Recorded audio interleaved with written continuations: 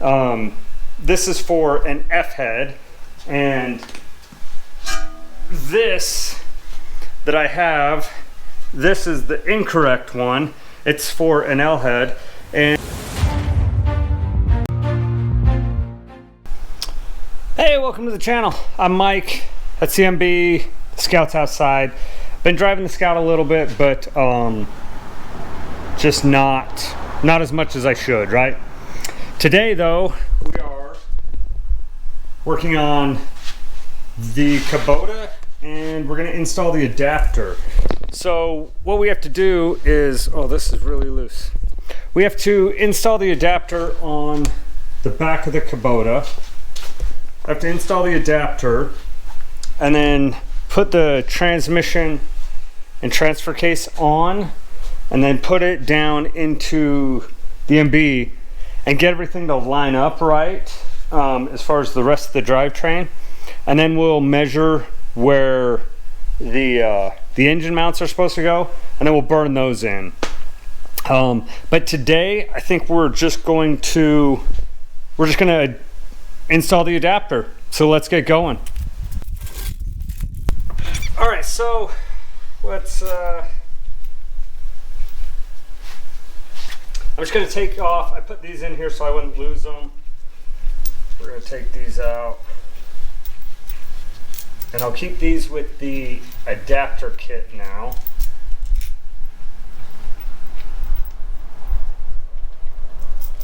I'll keep these in here. I need some blue Loctite. I was supplied some blue Loctite in the kit, but I got my own. All the nuts and bolts are in here. Engine mounts, and they go left side, right side. Mounts, plate, paper mount. Oh, that's both plates.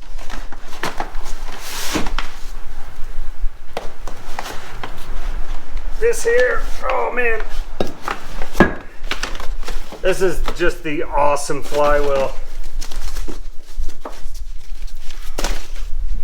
And then, again, if you didn't see it, this is the sweet adapter that from Overland Diesel. And I believe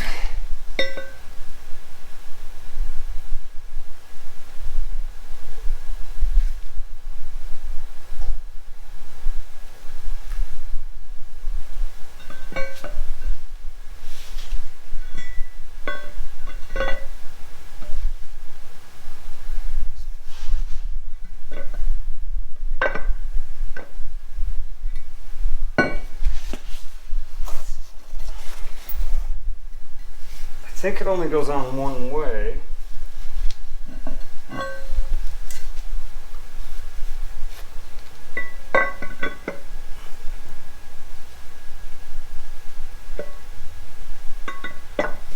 And I believe that one way is like that.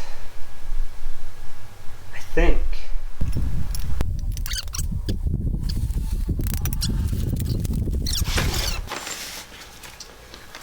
All right, so this, the Cobalt definitely doesn't torque these down enough. This says they need to be torqued down to 40 foot-pounds, and it might be close. Like that might be close to 40 foot-pounds. I didn't really crank on it.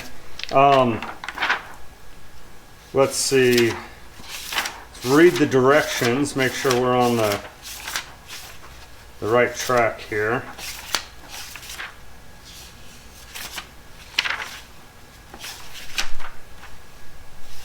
So I think my adapter, well, this is for a different thing, but I think we should still be good. Yeah. Okay. And this massive flywheel. This thing is massive. It should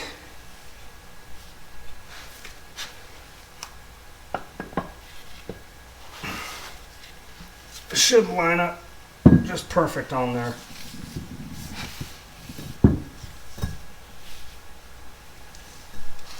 And it does have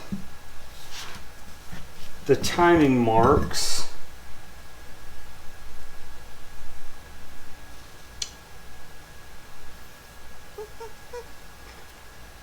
Has the timing marks, but I don't know, because this has like an alignment pin. And then I think the bolts,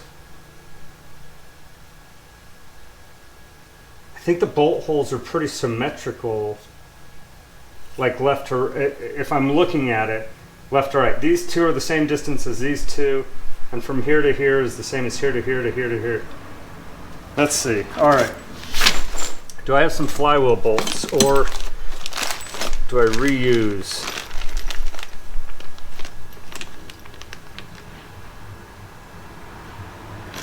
Engine mount bolts.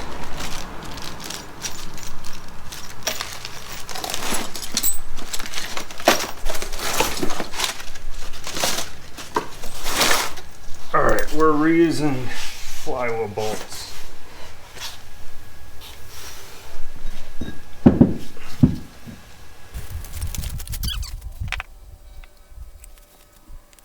All right, so I'm not torquing everything down. This is all going to come apart. We're going to put some blue Loctite on. I got the clutch to put on and stuff. I'm not going to put the clutch on until the very end, just because I'm going to put the transmission and stuff on. I don't need to worry about lining that up. But let's get the bell housing, put the bell housing on, just make sure everything fits. And let's.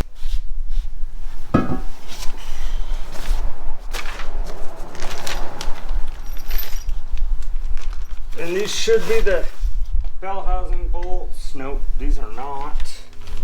What are these bolts? Engine mount, oh, engine mount bolts, whoops. Not these ones. These ones?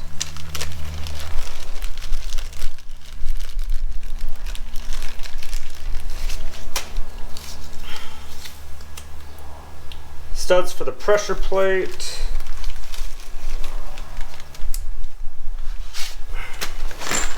What are these ones?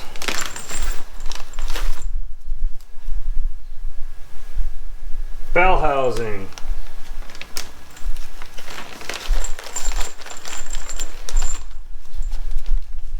These are all way too long.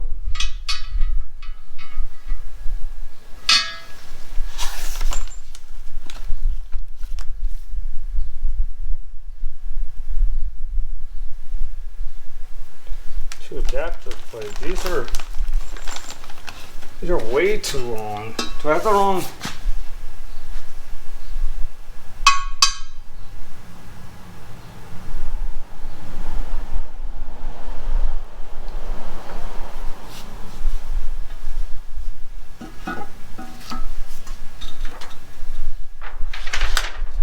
Oh.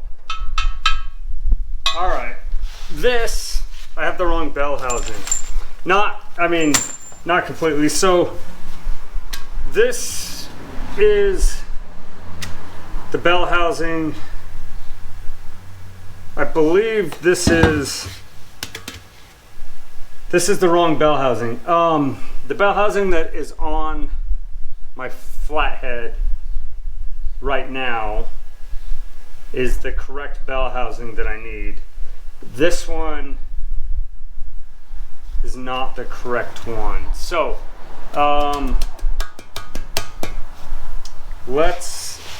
this is not going to,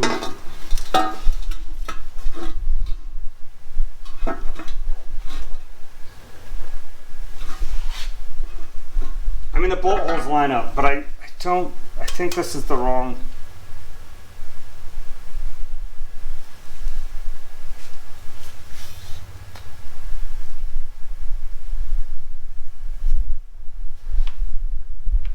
I need to look. I'm going to jump online real quick and look and see if it's this bell housing or the other one, because they're just slightly different. But I'm gonna jump online and look. All right, I'm back. I jumped on real quick, looked at the correct bell housing. Greg from Overland Diesel, he sent me a ton of stuff of what I needed. Very specific, very, very detailed, which is great.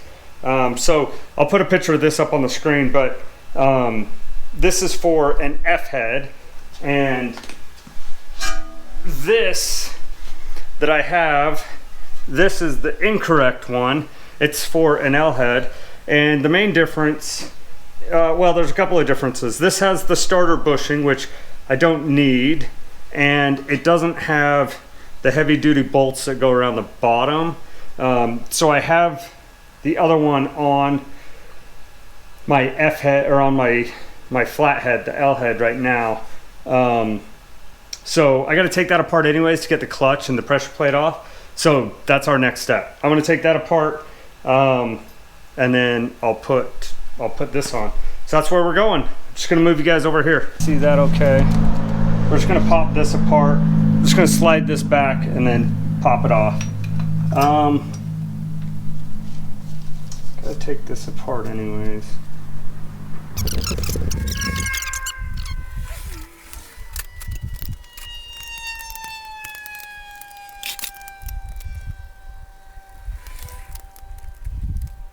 Let's bring it in. Here's the flathead, or the L134 or 134L bell housing, and the F head, or the 134F. So hopefully you can kind of see the main differences already. So the area for the clutch throwout cable, whatever you want to call it, I don't know, pull cable, whatever it is, significantly larger, reinforced. You can see this has the bolt holes all the way around, and they are reinforced and thicker compared to this. And this one doesn't have the bolt holes around the bottom, although the bolt holes that these do have in common are all the same. Now the next thing is the starter area. This is a little bit more beefy, and it doesn't have the starter bushing as like this does, but you can see this is just a lot more beefy and more stout. As far as the insides go, I don't know, kind of look the same as far as where everything is. This seems a little bit bigger and larger, I don't know, but this is the one we need. We're gonna get rid of this one. And then this is our clutch and our pressure plate. You can see, I mean, they're both pretty new. I'm gonna put the clutch away. I'm not gonna use it right now. Just gonna make sure the pressure plate lines up to all the bolt holes, and it does. So we don't need that right now.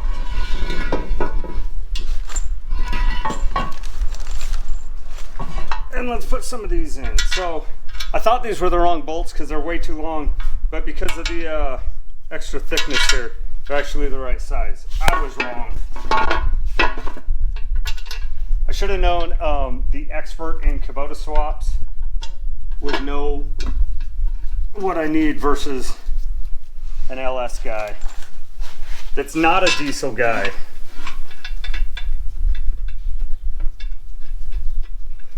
Where is my zipper gun? Here.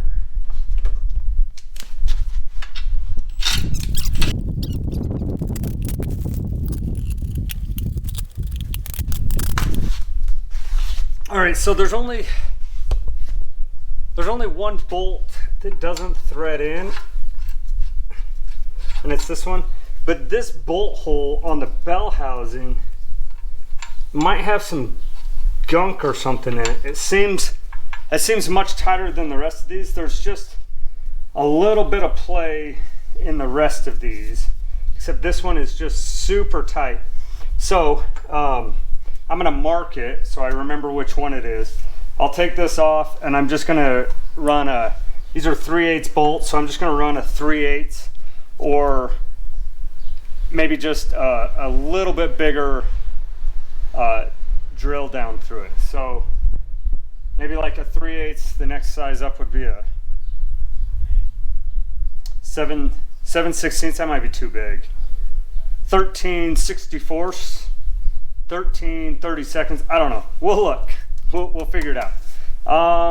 The next thing, I just want to make sure the starter goes in. Where's the starter? The starter bolts up really good. Obviously that fits. You can see how thick the adapter is. It's like an inch or so thick. This has a little gunk on it. Maybe I'll scrape that off. But really, that's the adapter. Obviously, I still got to take the oil pan off, swap it over to the little bit smaller oil pan. But that's the adapter. So, at least for me, it's important to assemble. I've LS swapped a couple of vehicles. I've done different transmissions, transfer cases, in a bunch of different vehicles. And to me, it's important to fit everything, like dry fit everything, just to make sure it fits, make sure everything goes together smooth, it goes where it's supposed to go. You don't have to modify anything, just like this one bolt hole that I have to kind of adjust. Not a big deal. But if I would have Loctited everything and torqued everything down and then found out that that one bolt hole is off, kind of would have been a waste of time for everything else. But I dry fit everything. Man, it fits together really good. So I'm going to take it all back apart. We'll throw some blue Loctite on everything. I'm not going to put the bell housing back on just yet because I think I'm going to bolt the bell housing to the transmission first and then attach it. And again, I'm not going to, well, I might as well, right? I might as well put the clutch and the pressure plate and get that all aligned outside the vehicle, because that'll be easier. Because once I put it together, I shouldn't be taking it apart again. It should just be staying together. So yeah, actually I'll do that. So we're going to disassemble all this, Loctite it, and put it all back together and put the clutch and the pressure plate back in, and make sure everything lines up again. So let's do it.